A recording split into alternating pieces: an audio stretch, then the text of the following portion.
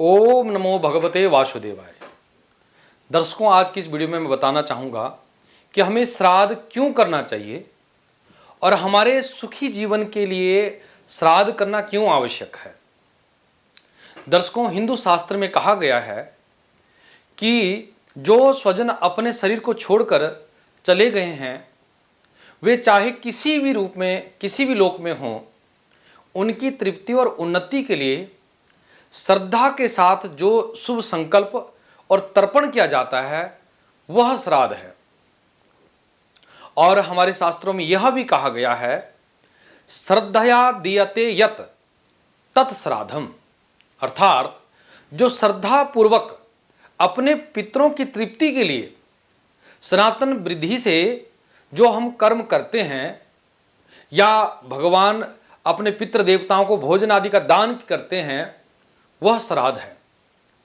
इसी के साथ में एक हमारे शास्त्रों में यह भी लिखा है कि श्रद्धया इदम श्राद्धम, अर्थात जो अपने परिवार, वंश, परंपरा, संस्कृति या इष्ट देवता के प्रति श्रद्धा रखना या उनका पूजन करना श्रद्धापूर्वक, वही श्राद्ध है।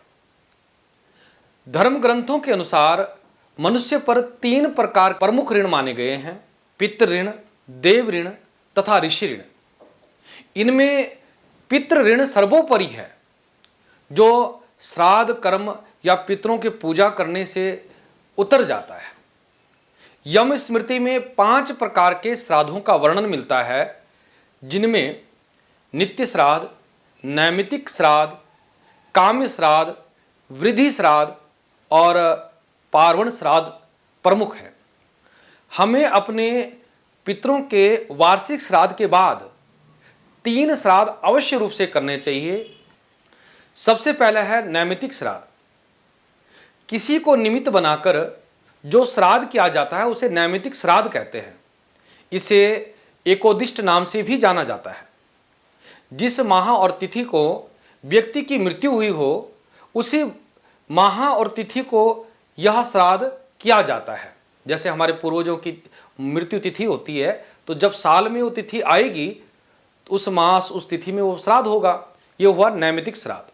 इसके बाद होता है पारणव श्राद्ध।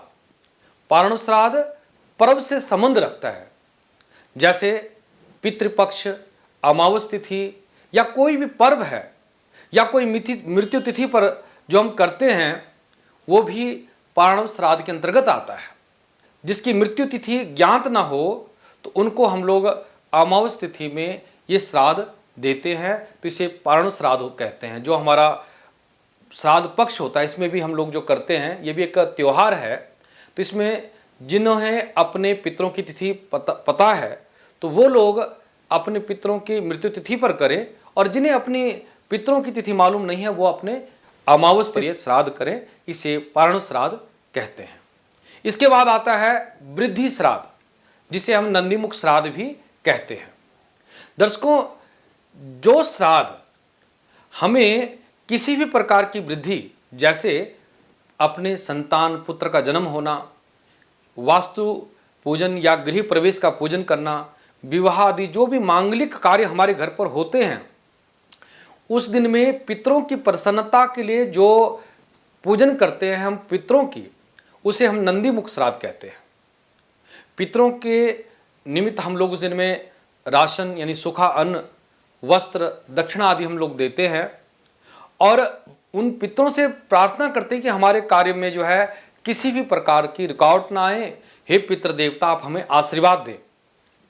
और इस तरह से हमारे पितृ प्रसन्न होते हैं, हमें उत्तरोत्तर वृद्धि का आशीर्वाद देते हैं। गरुड़ पुराण के अनुसार श्राद्ध कोई भी कर सकता है, इसमें पुत्र होना अनिवार्य नहीं है। स्त्री पुरुष कोई भी अपने पूर्वजों के निमित्त श्राद्ध दे सकता है, उनका पूजन कर सकता है।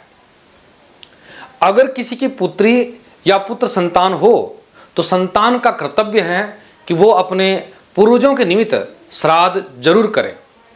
और किसी भी जातक को अपने जीवित रहते हुए ऐसा लगता है कि मेरा कोई श्राद्ध नहीं करेगा, तो उसे अपने जीते जीत अपने हाथों से दान पुण्य या अपना श्राद्ध कर लेना चाहिए, और वो इसके लिए स्वतंत्र माना गया है, क्योंकि हमारे सन्यासी वर्ग भी अपना श्राद्ध जीते जीते ही कर लेते हैं।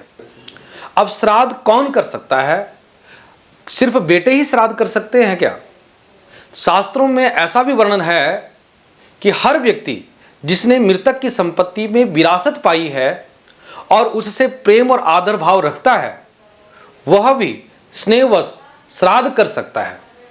या हम लोग विरासत में अपने गुरुजनों से विद्या प्राप्त करते हैं, तो हम भी छात्र भी अपने गुरुजनों के प्रति श्राद्ध कर सकते हैं। पुत्र की अनुपस्थिति में पौत्र या परपौत्र भी अपने पितरों के प्रति श्राद्ध दान कर सकते हैं।